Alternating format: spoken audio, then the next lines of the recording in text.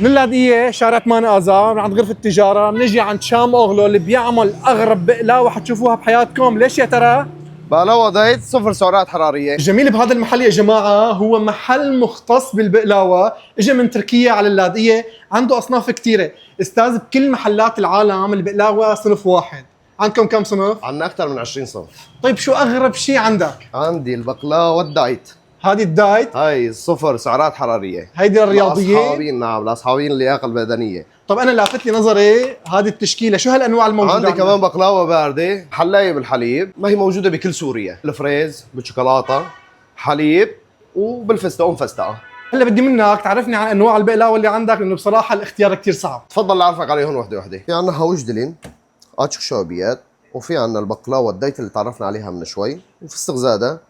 عندنا الضولمة بأشكالها، يشي الميديا اللي معجونة بالفستق وبقلب قشطة، والميديا العادية. في عندنا فروزة، وفي عندنا كرو بقلاوة اللي مدبل الفستق، والماكيك البقلاوة الكلاسيكية التركية. عندنا البقلاوة الباردة الصيفية بجميع أشكالها، بالفستق وبالحليب بالشوكولاتة، وبنفس الوقت عندنا الفريز. الاختيار جدا صعب، هلا أنت بدك تساعدني الموضوع، شو بترشح لي لجرب؟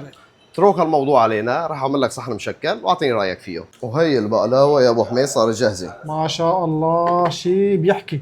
وقريبا ان شاء الله راح ننزل بوظه شام اوغلو، ان شاء الله راح ننافس فيها البوظه الايطاليه.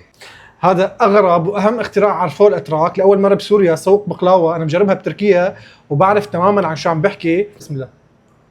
اذا بدي لكم تيجوا لهون تجربوا شيء فلازم تيجوا تجربوها، لهيدي كثير قويه كثير طيبه، يعني الحلاوه اللي فيها ما مزعجه بتاتا، الحليب كاسر نكهه الحلاوه وتستحق التجربه والله.